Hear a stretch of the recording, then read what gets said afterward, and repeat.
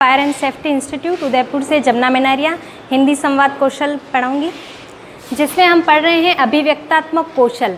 अभिव्यक्तात्मक कौशल में हम पढ़ रहे हैं लेखन कला कौशल।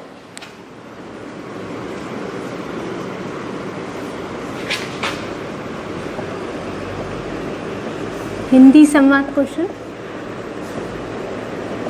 जिसमें हम पढ़ रहे हैं अभिव्यक्तात्मक कौशल।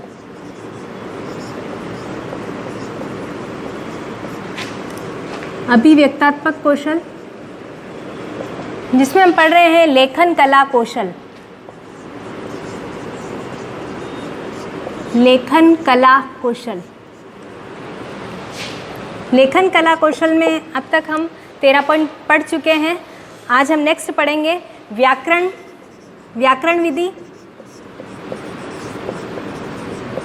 या भंडारकर विधि।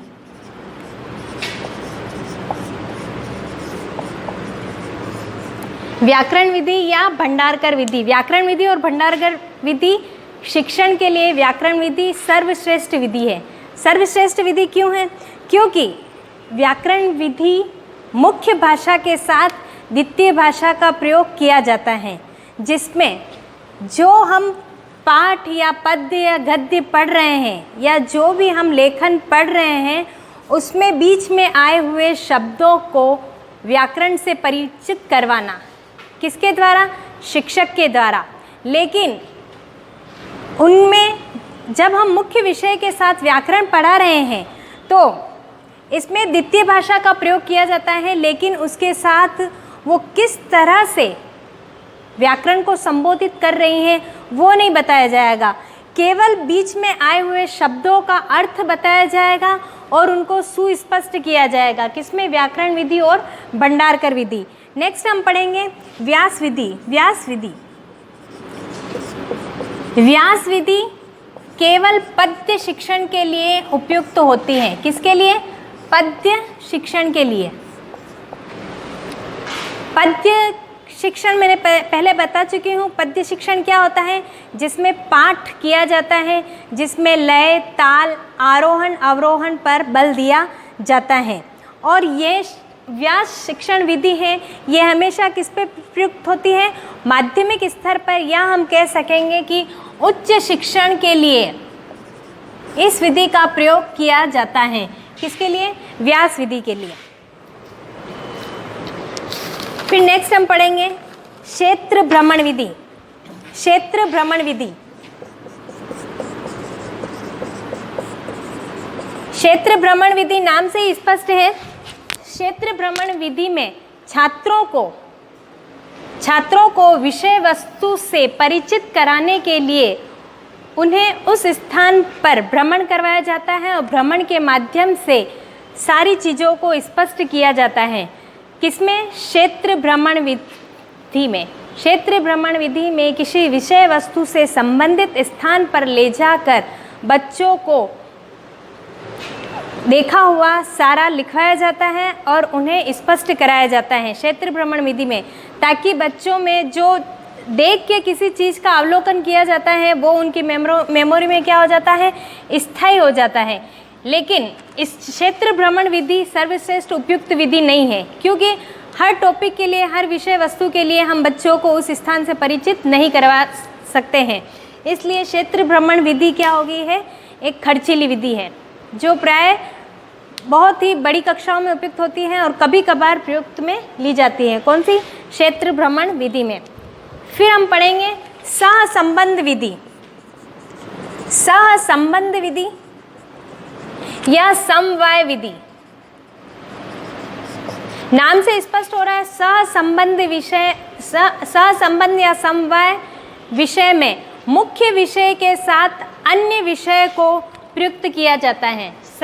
सहसंबंध या समवाय समवाय विषय वस्तु में मुख्य विषय के साथ अन्य भाषाओं का प्रयोग किया जा सकता है। जैसे हम हिंदी पढ़ा रहे हैं तो हिंदी में कोई शब्द आ गया है तो उसका हम अंग्रेजी मीनिंग भी बताएंगे, संस्कृत मीनिंग भी बताएंगे। इसलिए सहसंबंध विधि को क्या कहेंगे हम? मुख्य विषय के साथ अन्य विषय को जोड़ के पढ़ाना क्या होता है? समवाय विधि। नेक्स्ट हमारा है वैतरिक विधि। वैतरिक विधि के बारे में हम कल पढ़ चुके हैं, लेकिन उसमें थोड़ा करेक्शन करना है। वैतरिक शिक्षण में मैंने बताया था कि मुख्य विषय के साथ अन्य विषय को पढ़ाया जाता है, लेकिन उसमें आपको थोड़ा सा करेक्शन करना है। वैतरिक विधि, वैतरिक विधि में मुख्य विषय शिक्षक के द्वारा पढ़ाया जाता है या मुख्य विषय अध्यापक द्वारा पढ़ाया जाएगा और उसके साथ अन्य भाषा का प्रयोग छात्र स्वयं करेंगे। किसमें? वैतरिक विधि में। और वैतरिक विधि है यहाँ अधिकतर माध्यमिक स्तर पर प्रयोग की जाती है, क्योंकि छोटी क्लास के प्राथमिक क्लास के बच्चे तो मुख्य विषय के साथ अन्य विषय को खुद जोड़ के नहीं पढ़ा सकते हैं, इसलिए ये विधि है अधिकतर माध्यमिक स्तर पर प्रयोग किया जाता है, जिसमें मुख्य विषय अध्यापक द्वारा पढ़ाया जाता है और उससे जुड़ा हुआ अगर कोई विषय है तो विद्यार्थी उसको स्वयं पढ़ता है। जैसे हिंदी विषय पढ़ा रहे हैं, हिंदी विषय में अगर कोई शब्द आ गया है या कोई क्रिया आ गई है तो अध्यापक तो मुख्य विषय पढ़ाएगा और उसके साथ आए हुए व्याकरण के शब्दों को विद्यार्थी स्वयं स्पष्ट करेगा। किसके माध्यम से, किसके मार्गदर्शन से? अध्यापक के मार्गदर्शन से। फिर नेक्स्ट हम पढ़ेंगे वैतरिक विधि में ही दो विधियाँ आ जाती हैं। वैतरिक विधि में ही दो विधियाँ आ जाती है। एक तो आती है ओष्ठवाचन, एक तो आता है ओष्ठवाचन और दूसरा आता है ब्रेल लिपि।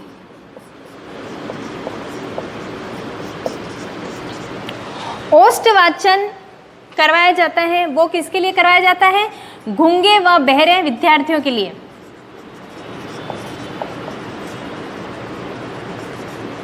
जो विद्यार्थी गूंगे और बहरे विद्यार्थी हैं उनके लिए अध्यापक द्वारा ओष्ठवाचन करवाया जाता है, जिसमें केवल उनके सुनने, न वो सुन सकते हैं न बोल सकते हैं, केवल उनको देख के उनको पढ़ाया जाता है। किसमें? ओष्ठवाचन विधि में।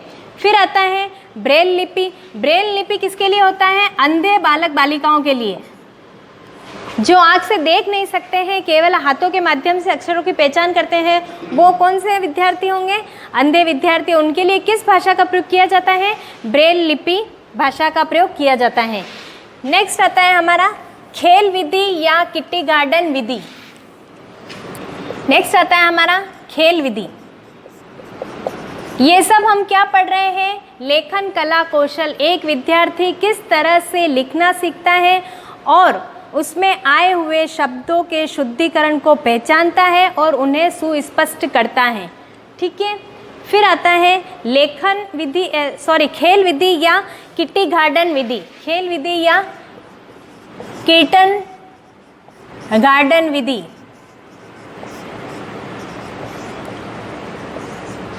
नाम से पता चल रहा है, खेल विधि में खेल के माध्यम से विद्यार्थियों को विषय वस्तु से परिचित करना, अक्षरों से पहचान करवाना और किसी वाक्य को सुस्पष्ट करना क्या कहलाता है? खेल विधि। और क्या कहलाता है? किटन गार्डन विधि।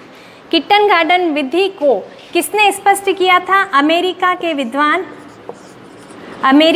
विद्वान फ्रॉबेल द्वारा। किटी गार्डन विधि या खेल विधि को सर्वप्रथम किसने प्रयुक्त किया था? फ्रॉबेल द्वारा प्रयुक्त किया था। और इसको विद्यालय में सर्वप्रथम कौन सी खेल विधि या किटन गार्डन विधि को विद्यालय में सबसे पहले किसके द्वारा प्रतिपादित किया था? कुक द्वारा। कुक द्वारा सर्वप्रथम विद्यालय में खेल विधि या किटी गार्डन विधि का प्रयोग किया गया है, जिसमें विद्यालय को फूलों की संज्ञा दी है, अध्यापक को माली की संज्ञा दी है और विद्यालय को बगीचे की संज्ञा दी है। किसमें? खेल विधि में। फिर नेक्स्ट आता है खेल विधि में क्या? खेल के माध्यम से विद्यार्थियों को अक्षर ज्ञान से परिचित करवाना। ठीक है। उसके बाद में है प्रदर्शन विधि।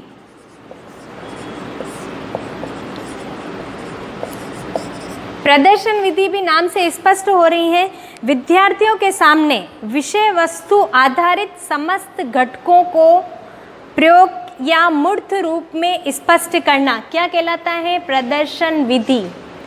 फिर से बताती हूँ, अध्यापक द्वारा विद्यार्थियों के सामने विषय वस्तु को मूर्त रूप में प्रदर्शित करना क्या कहलाता है? प्रदर्शन विधि। मूर्त रूप मतलब जैसे कोई चीज़ बताई जा रही है कि गुब्बारा कैसे फुलाया जाता है, या मोमबत्ती को जलाई जाती है तो वो किस तरह से जलती है, पिघलती है, ठीक है। तो ये क्या होता है? प्रदर्शन विधि। मतलब किसी चीज़ का प्रयोग करना, वो सामने प्रदर्शित होके करना, या उसको मूर्त रूप देना। अमूर्त में तो क्या हम करते हैं? किसी बात की सिर्फ कल्पना करते हैं कि ऐसे होगा तो ऐसे होगा, ऐसे नहीं होगा तो ऐसे होगा। लेकिन प्रदर्शन विधि में क्या होता है? किसी चीज़ का या किसी विषय वस्तु को मूर्त रूप देकर उसे स्पष्ट करना और बालकों को उस विषय वस्तु के प्रति जिज्ञासा उत्पन्न करवाना, जिससे बालक उस चीज़ को अच्छे से समझ सके और उसे स्थायित्व प्रदान कर सके। किस विधि में? प्रदर्शन विधि में। फिर आता है प्रयोग प्रदर्शन विधि। प्रयोग प्रदर्शन विधि। प्रदर्शन विधि में तो किसी विषय वस्तु को हम क्या देंगे? मूर्त रूप प्रदान करेंगे। और प्रयोग प्रदर्शन विधि में किसी कार्य को करके सीखा जाता है या करके सिखाया जाता है। करके सीखना।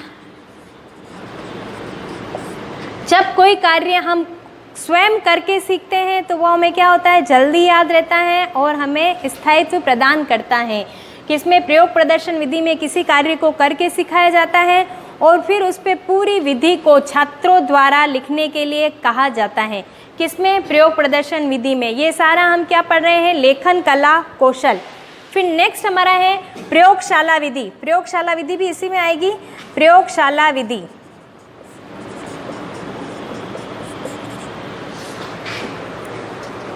प्रयोगशाला विधि भी क्या है? एक वैज्ञानिक विधि है जिसमें विषय वस्तु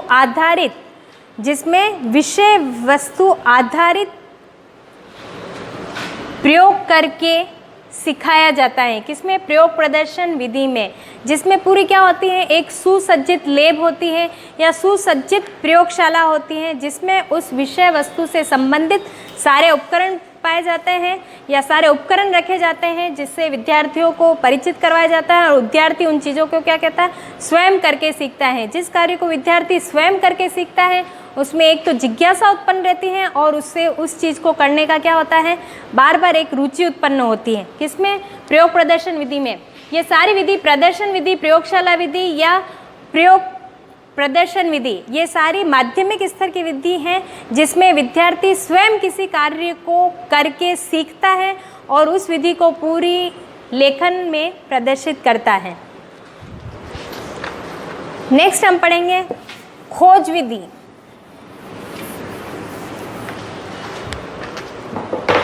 खोज विधि या हम कहेंगे अन्वेषण विधि,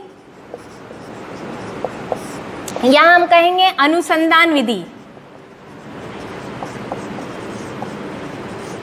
खोज विधि, अन्वेषण विधि, अनुसंधान विधि विद्यार्थियों द्वारा की जाती हैं, जिसमें शिक्षक केवल मार्गदर्शक के रूप में होता है और विद्यार्थी स्वयं उस कार्य को करके सीखते हैं।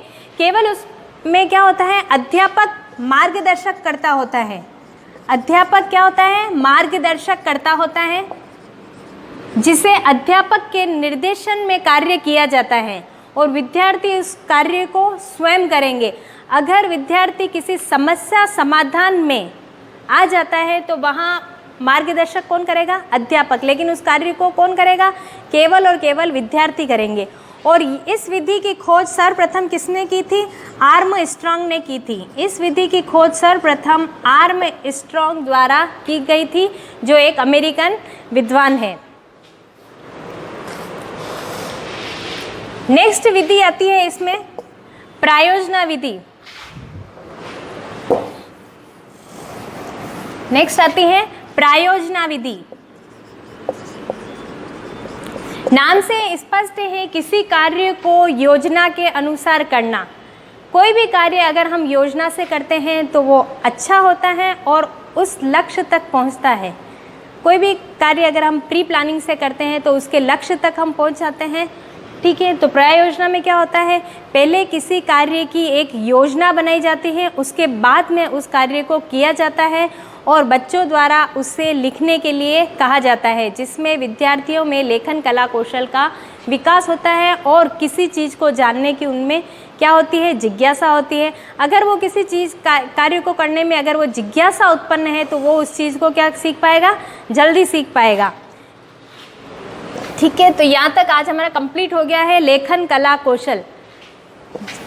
अभिव्यक्तात्मक विषय में एक तो हमने क्या पढ़ा था, लेखन कला कौशल। लेखन कला कौशल हमने बता दिया था कि लेखन कला कौशल किसी विषय वस्तु को मूर्त रूप प्रदान करना क्या होता है, लेखन कला कौशल। लेखन कला कौशल हम किस तरह से अपने लेखन कला कौशल को स्पष्ट कर सकते हैं या उससे अच्छा कर सकते हैं, उसके लिए मैंने सारी 15 विधियाँ बता दी है। ठीक है, थैंक यू।